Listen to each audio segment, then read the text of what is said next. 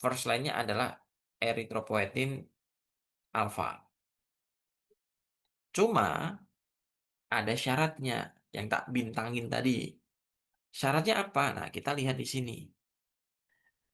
Yang bawah ini aja yang langsung ya. Jadi terapi menggunakan eritropoietin pada pasien CKD dengan anemia diberikan dengan syarat. Syaratnya apa? Syaratnya adalah kadar ferritin serumnya itu harus di atas 500 dan persentesatnya ada di atas 30%. Ya, dan pasien juga tidak sedang mengalami infeksi yang berat. Nah, jadi ada syaratnya nih. Dua itu syaratnya. Yang pertama adalah serum ferritinnya itu harus di atas 500. Kemudian persentesatnya itu harus di atas 30%. Nah, kira-kira kondisi pasien ada di mana? Ada di kondisi kiri ini, ya. Jadi pasien dengan anemia dengan CKD, yang pertama yang harus dievaluasi adalah persentesatnya dan kadar serum ferritinnya. Nah, berapa nih? Nah, kalau di pasien tadi tesatnya masih di bawah 30%, yaitu 15, ferritinnya masih di bawah 500. Nah, sehingga terapi yang tepat untuk pasien itu adalah dengan menambahkan suplementasi besi. Kenapa? Karena suplementasi besi itu bisa meningkatkan nih tesat dan serum ferritin. Nah, jadi keduanya ini parameter yang berhubungan dengan besi, gitu ya. Nah, ketika nanti diberikan suplementasi besi, ya, kita evaluasi beberapa bulan kemudian gitu kan. Maka kita evaluasi berapakah kadar ininya, besinya ya, tesat ataupun serum besinya itu berapa. Ya. Kalau ternyata dengan pemberian suplementasi besi itu sudah dapat meningkatkan meningkatkan serum ferritin di atas 500 dan kemudian persentasenya di atas 30%, ya, maka pasien bisa dimulai terapi dengan nih eritropoietin injeksi. Nah, kondisi pada soal nomor 15 di pasien itu nilai testat dan serum ferritinnya ini masih belum cukup, masih di bawah normal. Maka yang perlu diberikan adalah suplementasi besi dulu, tidak langsung eritropoietin injeksi. Ya, jadi jawabannya benar yang D, teman-teman. Adakah yang masih bingung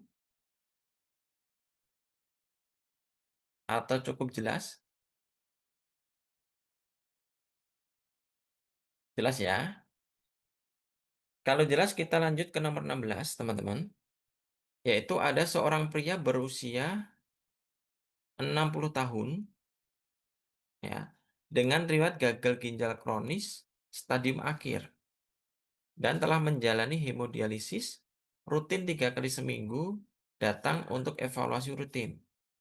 Pasien mengeluh, merasa lelah dan sesak ringan, dan hasil pemeriksaan labnya menunjukkan bahwa pH darahnya itu 7,32. Ya, normalnya 7,35 sampai 7,45 ya, masih belum normal ya, tapi udah mendekati normal. Kemudian bikarbonat serumnya itu 18 mEq per liter, normalnya 22 sampai 28. Ya, ini juga masih kurang. Kemudian ada PCO2 yaitu 37, normalnya 35 sampai 45. Jadi ini normal PCO-nya. Serta anion gap itu 12 mEq, ya, normalnya 8 sampai 16, jadi normal. Jadi yang nggak normal itu si pH darah dengan si bikarbonat serum. Nah, ini yang tidak normal ya. Jadi kondisinya kurang.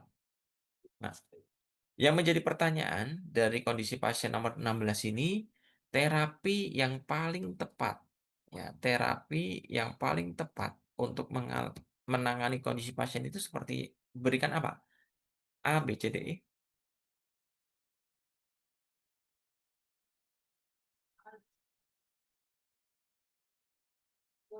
Ada yang tahu? Dikasih natrium bikarbonat ya? Oke, dikasih natrium bikarbonat, bukan natrium klorida. Oke, berarti jawabannya yang C ya. Apakah betul? Kita cek nih. Ya. Jadi pasien itu mengalami yang namanya asidosis metabolik. Dilihat dari mana? pH darahnya. Ya. Jadi kalau pH darahnya di bawah normal, ya rata-rata di bawah normal nih.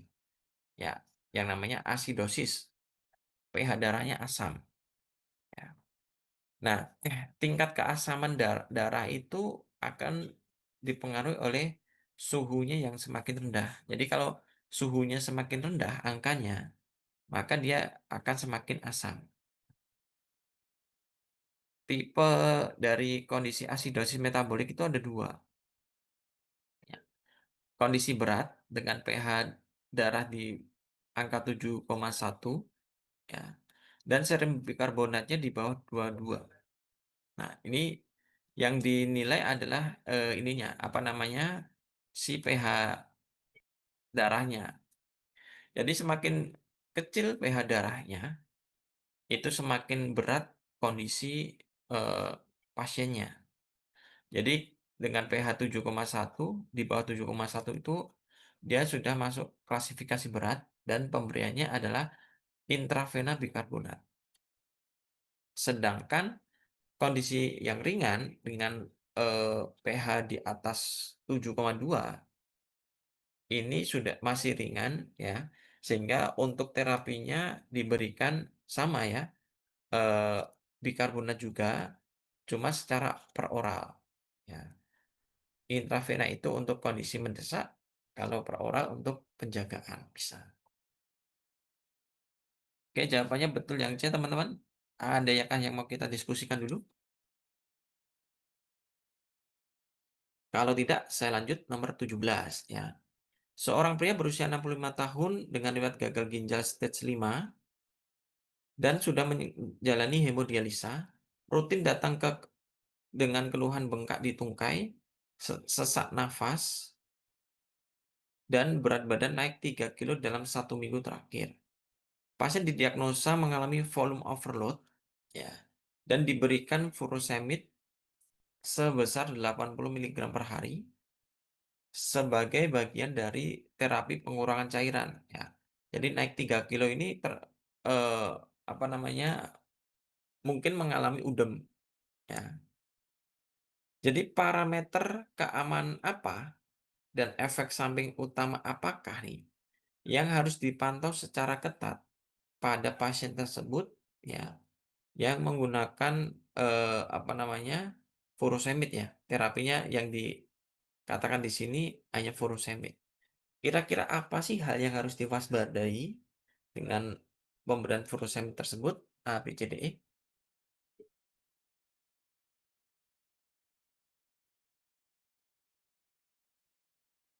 Yang mana teman-teman? C, Kak. Furosem Yang mhm, C, Pak. B apa D? C. Pak C, BB? Kak. Oh, C, C, C. Kak. Oke. Furosemid ini golongan obat apa teman-teman? Diuretik loop ya? Ya, Dior. diuretik loop. Oke, diuretik loop ya. Sorry, sorry. Di mana mekanisme utamanya si furosemid ini adalah mengeluarkan cairan serta elektrolit yang kuat. Nah, efek samping dari penggunaan si diuretik loop ini salah satunya adalah sering buang air kecil, ya. Nah, urin yang terbentuk setelah pemberian si furosemid tadi, itu masih mengandung beberapa senyawa-senyawa penting yang masih dibutuhkan.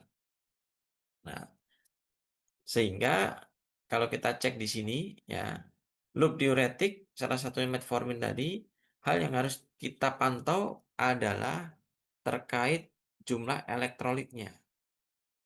Elektrolit dalam tubuh nih. Contoh kalsium, kalium, magnesium. ya, itu perlu dicek ya.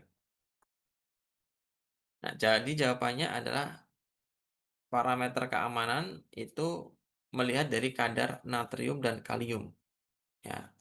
Karena kalau natrium tidak, dikontrol, maka hipernatriemia menyebabkan tekanan darah semakin tinggi, ya. Hipokalsemia menyebabkan, juga tekanan darah tinggi. Hipokalemi ada masalah pada jantung kalau tidak diberikan normal, ya, dan lain sebagainya.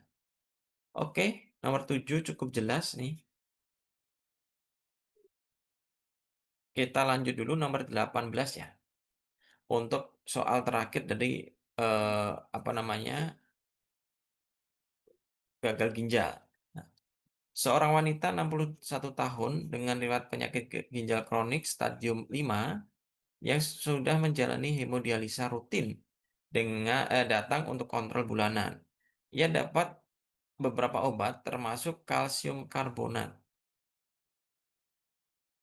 Kira-kira apa sih efek samping yang perlu apoteker informasikan pada pasien? Efeknya apa nih? Efek kalsium karbonat. D. Thalassemia dan konstipasi. KD, hiperkalsemia dan konstipasi. Apakah betul?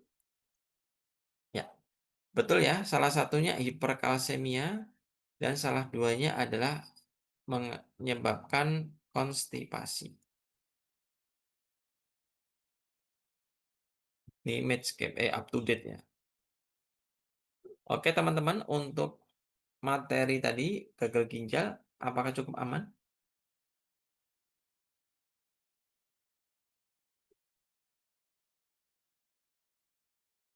Aman ya. Kalau aman kita lanjut ke materi terakhir yaitu toksisitas. Oke. Toksisitas, ilmu yang mempelajari adalah toksikologi ya. Jadi se se semua zat atau semua ya, kalau di sini katakan obat gitu ya. Semua obat yang ada itu memiliki dosis minimal, ya dosis minimal itu dosis yang dapat memberikan efek, ya terapi. Kemudian ada dosis, maksimal, dosis maksimalnya berapa, kemudian yang paling tinggi adalah dosis letal. Nah, dosis letal inilah ya yang harus dihindari agar pasien tidak overdose gitu ya. Nah, toksisitas itu, tempatnya adalah di dosis maksimal, ya. Jadi kita punya parameter, dosis maksimal untuk harian paracetamol misal, itu 8 gram gitu per hari. Nah, selama tidak mengkonsumsi di atas 8 gram per hari, maka, efek toksik itu tidak akan terjadi gitu. Tapi kalau obatnya itu diminum melebihi dosis maksimal yang sudah tertera, maka pasien itu bisa saja ya eee, memiliki efek samping ya, bisa halusinasi atau sampai kematian juga bisa, ya. Nah, kemudian apa yang harus kita lakukan nih ketika pasien itu mengalami toksisitas, mengalami keracunan? Nah, ada beberapa mekanisme penanganan toksisitas, ada 4 ya di sini. Yang pertama dilusi, emesis, ya, pembilasan lambung, dan adsorben. Nah, 4 mekanisme penanganan toksisitas ini kita bisa lakukan asalkan ada syaratnya. Ya, obatnya ini ya belum mencapai sirkulasi sistemik sepenuhnya. Ya, jadi 4 penanganan ini, ya 4 penanganan yang di tabel ini adalah penanganan pertama sebelum obat sampai diserap ke sistemik. Yang pertama kita bisa lakukan dilusi, ya. Fungsinya untuk mengurangi iritasi pada lambung dan juga bisa memicu muntah, tapi tidak digunakan pada pasien yang tidak sadar karena efeknya akan mual muntah gitu ya. Kemudian ada emesis. dapat digunakan untuk berbagai keracunan. Ya, jadi segala jenis racun itu bisa diobati gitu ya. Tapi, ada nih pengecualian. Yang pertama, kalau pasien itu mengalami keracunan zat yang bersifat korosif, maka metode MSC ini tidak bisa dilakukan.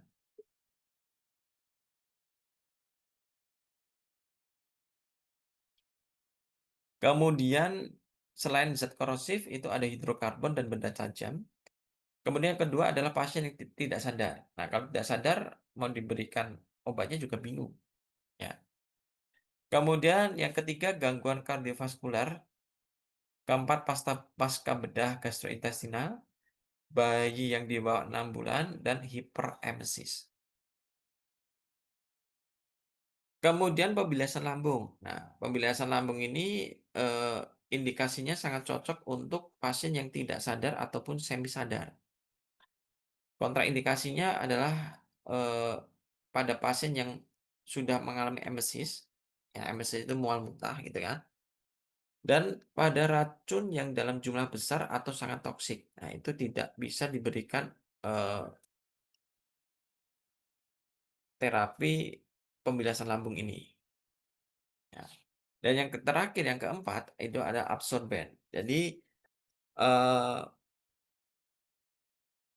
untuk biar bisa menyerap racunnya secara maksimal, ya, itu harus diberikan dalam waktu 30 menit setelah konsumsi racun. Misal, jam 7 pagi, seorang anak tidak sengaja memakan obat parasetamol yang dimiliki oleh ibunya misal.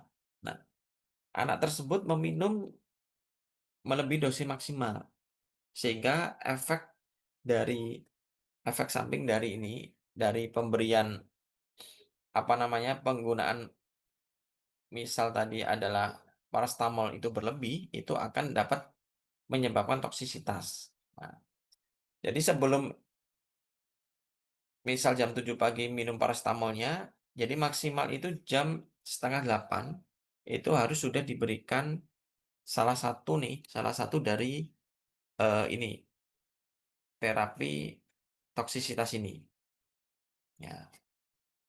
Kemudian kalau sudah 30 menit, ya, kalau sudah 30 menit, maka, eee, nanti obatnya bekerja untuk menyerap racun, ya, menyerap racun yang menyebabkan toksisitas sehingga nanti tidak menjadi zat toksik lagi di dalam tubuh, ya.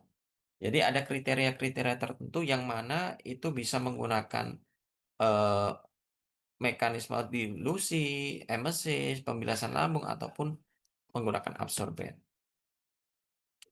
Nah, kalau sudah bisa kita cegah terkait, penyerapan si zat toksiknya ke sistemik, ya maka nanti kita, tidak perlu, apa namanya, tidak perlu menggunakan obat yang spesifik. Tetapi, kalau ternyata ketika kita berusaha untuk, eee, menghentikan penyerapan obat zat toksik tadi, ya, maka mau tidak mau, ya, kita harus menggunakan agen toksisitas yang spesifik. Agennya apa saja nih? Ya, antidotumnya apa aja? Misal pasien itu keracunan acetaminophen atau paracetamol ya, maka antidotum dari paracetamol itu bisa N-asetilsistein atau metionin. Kemudian kalau pasien eee, kena zat toksiknya adalah antikolinergik, berikan Physostigmine. Benzodiazepin antidotumnya flumazenil, CO2 antidotumnya oksigen, sianida yaitu amil nitrat, natrium nitrat, dan lain sebagainya, digoxin imun tep antidotumnya, metanol etilen glikol antidotumnya fomepizol, heparin antidotumnya protamid sulfat, ya. Dan masih banyak lagi, tergantung dari zat toksiknya apa. Nah, cek di soal, oh zat toksiknya adalah dia keracunan logam berat Cu misal. Logam berat di sini di apa namanya hitungnya ya terjadinya toksisitas karena logam berat Cu ya sehingga antidotumnya adalah dimercaprol atau penisilamin ya. Nah, mekanisme kerjanya adalah reaksi kelasi atau mengikat. Dan nanti teman-teman bisa baca sekilas ya terkait rangkuman dari antidotum yang ada. Oke, coba kita lanjut pembahasan nomor 19. Ada seorang anak perempuan berusia 3 tahun dibawa ke IGD oleh orang tuanya karena dia mengalami muntah-muntah, nyeri perut berat, dan diare berwarna kehitaman. Nah, orang tuanya menyatakan bahwa anak tersebut kemungkinan meminum beberapa tablet suplemen zat besi yang dimiliki oleh orang tuanya, yaitu milik ibunya, tanpa sengaja sekitar 1 jam yang lalu. Jadi 1 jam yang lalu, ya itu ibu tersebut meyakini bahwa anaknya ini makan nih suplemen yang apa namanya yang diletakkan di rumah misal. Pemeriksaan laboratorium menunjukkan bahwa kadar besinya atau kadar Fe-nya itu tinggi. Kira-kira antidotum yang paling tepat untuk kasus tersebut apa? A, B, C, D, E? Desferoxamin B. Oke, kita cari antidotum dari Fe itu apa gitu ya. Coba untuk yang pilihan A nih, N-asetilsistein, dia antidotum untuk keracunan apa? Paracetamol. Parastamol, oke. Kemudian flumazenil, keracunan, antidotum untuk keracunan? Benzodiazepin. Oke, benzodiazepin. Atropin, untuk keracunan apa? Ini tadi, Insektisida. karbamat. Ya, karbamat ya. Karbamat, gas beracun, ya, organofosfat. Nah, biasanya karbamat itu ada di mana? Pestisida, obat nyamuk, dan lain sebagainya. Kemudian natrium, natrium tiosulfat ini antidotum untuk keracunan apa? Cyanida. Sianida, oke. Dan yang terakhir desferoxamin untuk keracunan Fe atau besi ya. Kalau antidotumnya besi gampang. Lihat aja di tengah-tengah antidotumnya itu ada kata-kata ferro. Ya, kalau ada kata-kata ferro ini, oh berarti kemungkinan berhubungan dengan apa namanya? Dengan besi ya, ferro. Oke, ya benar ya. Nomor 19 itu menggunakan desferoxamin. Oke, soal nomor terakhir ya, sekalian saya bahas. Nomor 20, seorang wanita 30 tahun datang ke IGD dengan gejala gelisah, gemetar, diaforesis, hiperrefleksia, dan hipertensi ringan. Riwayat pengobatan menunjukkan bahwa pasien ini baru saja mengalami peningkatan dosis fluoxetine. Fluoxetine itu golongan obat apa, teman-teman? Ada yang ingat nggak? Fluoxetine, sertralin, golongan SSRI. Ya.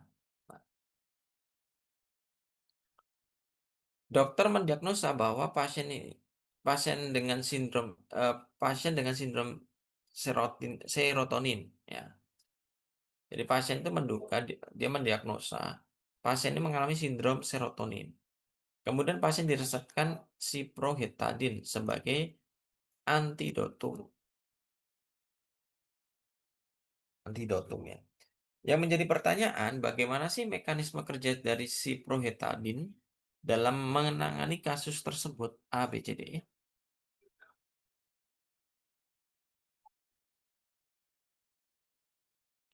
D, Kak. Yang mana? B apa D? D. D, dada. Antagonis reseptor. Ini sebagai antagonis reseptor. Oke, betul tidak? Coba kita cek ya. Oke, zat toksiknya tadi SSRI, ya, ciprofloxacin tadi. Antidotumnya adalah ciproheptadin, ini sudah benar, ya. Mekanismenya adalah si ciproheptadin ini sebagai antagonis serotonin dan histamin pada reseptor.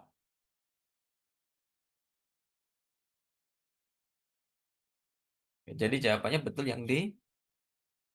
Oke, teman-teman, sampai di sini apakah ada yang mau kita diskusikan? Silahkan, jangan sungkan, jangan malu. Kira-kira masih ada yang belum paham? Mungkin materi gagal ginjal, materi shock, ya, atau antidotum. Cukup aman, teman-teman? Cek-cek, aman ya? Oke, Aman. kalau cukup aman, tidak ada yang mau ditanyakan, saya cukupkan ya.